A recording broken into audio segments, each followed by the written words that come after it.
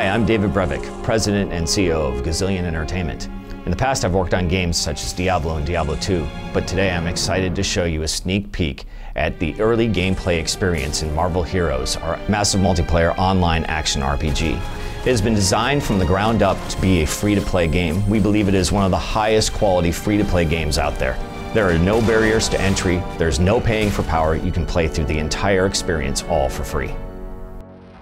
Our story begins on the Raft, a special floating prison where S.H.I.E.L.D. keeps the most dangerous supervillains. Hydra is orchestrating a jailbreak and our job is to stop them.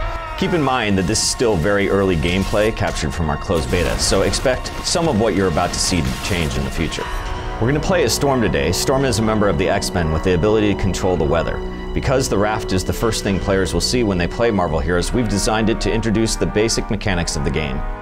If you played action RPGs in the past, or even if you're new to the genre, the controls are very easy to pick up. Left click makes your character move and attack. Right click activates the secondary power. As your character gains experience and levels up, you will gain access to new powers and new abilities that allow you to customize your hero according to your playstyle. Marvel Heroes combines action RPG gameplay with the multiplayer features of an MMO, which is something that really hasn't been done before.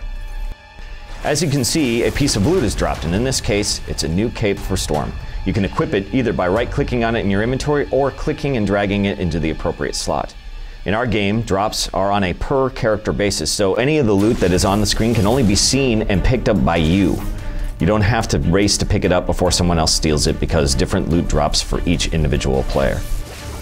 Although the Raft is a single-player introduction to the game, you'll spend most of your time in Marvel Heroes exploring large public combat zones and fighting alongside dozens of other heroes. She's making her way through the Raft here, and it looks like she's showing us an example of a throwable object. If you hit an enemy with a chair like this, it'll stun them and leave them vulnerable to attack. Storm can easily pick up a chair or a trash can with her powers, but you can expect stronger characters like the Hulk to be able to chuck dumpsters or cars at enemies to deal massive damage. Part of making your character feel like a superhero is making you feel powerful, so every zone has a ton of destructible objects. So if you look on the right side of the screen here, you'll see that we have a number of mission objectives. In order to help these S.H.I.E.L.D. agents get the Raft back under control, we've got to reactivate the security system, restore the main power grid, and lock down all the cells to stop the prisoners from escaping. Now we're going to take a ride on the funicular down to Cell Block Alpha, where the most dangerous villains are locked up. In Marvel Heroes, enemies aren't going to be standing around waiting to get beaten up. They're going to come at you with grappling hooks, jetpacks, and you can see they'll even climb up a moving elevator to get you. Oh, nice! A whole bunch of experience orbs have popped out. Every time you take down an enemy, your character gains experience, but sometimes you'll get the chance to pick up some bonus experience by grabbing these orbs. Experience orbs can only be picked up by you, but you'll see them start to shrink and disappear if you don't pick them up quickly. These orbs come in a variety of flavors. Red restores your health, blue restores your spirit. The quicker you grab them, the bigger the bonus. Here she just found a waypoint. Waypoints are activated when your hero runs over top of them, and that allows you to teleport at any time back to another waypoint you've discovered, and that's also where your character will appear if you're defeated. We're getting pretty close to the security console, and it looks like Hydra's got it locked down. Feel true power. Storm takes them down, and now S.H.I.E.L.D. should have access to the Raft security systems again.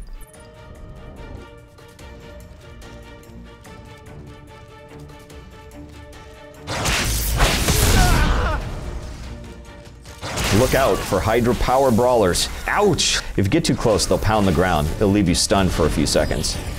The game runs on the Unreal Engine, so not only do the graphics look beautiful, but we have realistic physics. Some powers and attacks blow objects and enemies backward, and you'll see bodies go limp as they fall off ledges. This is an example of a discovery mission. You can basically think about it as a quest that appears on a single screen. Here you're rescuing a S.H.I.E.L.D. agent as a bunch of Hydra come down and attack. And once you've cleared that out, you get a little bonus experience, and the discovery is complete. Two more shall take my place. We're coming up on our next objective, so after Storm takes out these Hydra invaders, she'll be able to restore the power to the Raft, which she will do here by flipping the switch. But before she does it looks like she's leveled up. Goddess be praised. This is where Marvel Heroes really lets you customize your character's playstyle. By spending points in your power tree, you can upgrade and unlock powers and abilities that fit the way that you want to play. Keep in mind that this is still a work in progress, so you can expect to see this panel filled with dozens of powers in the future. So as our second objective here, we're going to restore power to the... Oh my god, living laser was in there! Laser. You're no match for a living laser. Boss characters in Marvel Heroes are much stronger than your average Hydra goon, and they'll challenge you to find ways to avoid their attacks. Living Laser can teleport across the screen, channel an energy beam, and fire energy projectiles. Storm's doing a pretty good job of dodging these lasers, but it looks like she's taking some damage. Luckily, she's got a nice stack of medkits in her inventory that she can use by hitting H on the keyboard. Storm's really got him on the ropes, using her new power to tear into his health bar. And there he goes. As a reward, you will see a giant loot pinata, something that is near and dear to my heart.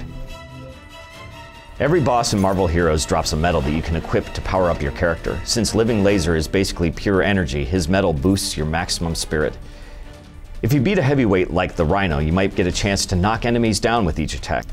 Generally, each medal is flavored after the boss you've defeated.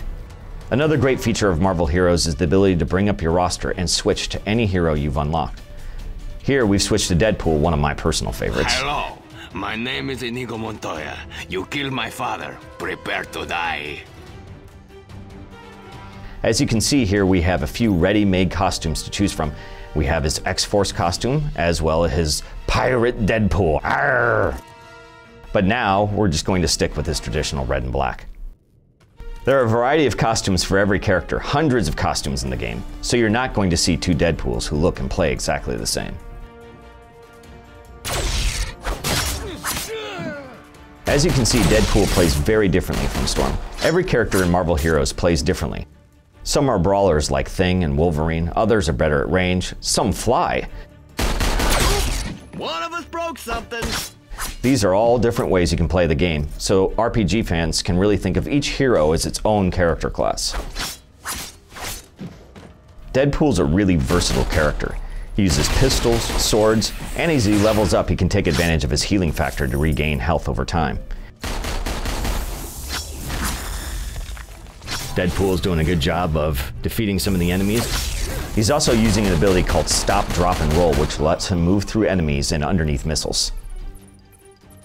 Great! Deadpool's just locked down the cell block so we don't have to worry about any more prisoners escaping, or Hydra reinforcements showing up. Now we've got to finish sweeping the area.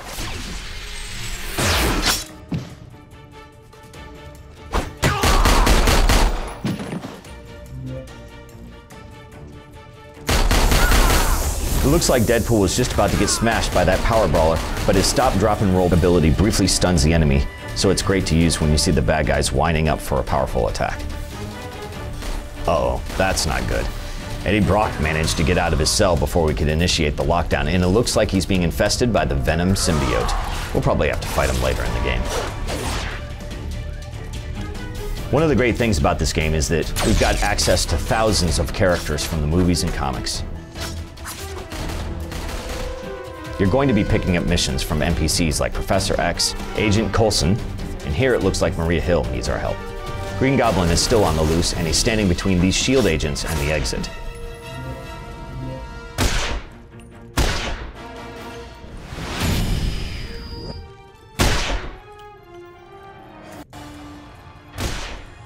So here's our first major boss fight. Green Goblin packs a punch, and it's going to take everything we've got to bring him down. It's time to play. He's got a bunch of different moves that you have to be on the lookout for. If you're taking him on from range, he'll toss poison pumpkins at you. And as you know, the first rule of video games is never stand in the poison. He's also got a bombing run attack. So Deadpool is going to have to avoid not only the poison clouds, but also the dive bombing supervillain.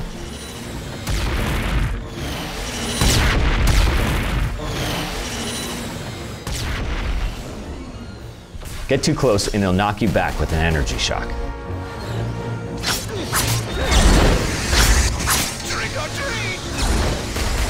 Deadpool's starting to run low on health, but with his natural healing factor and help from a med kit, he should be able to stay on his feet.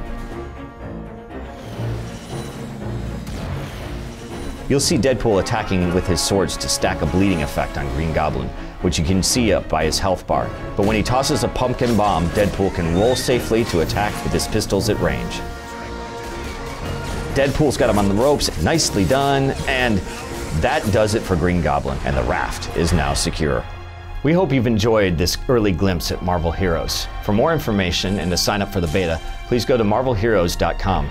I hope to see all of you in the game when we launch in 2013. Thanks so much for watching.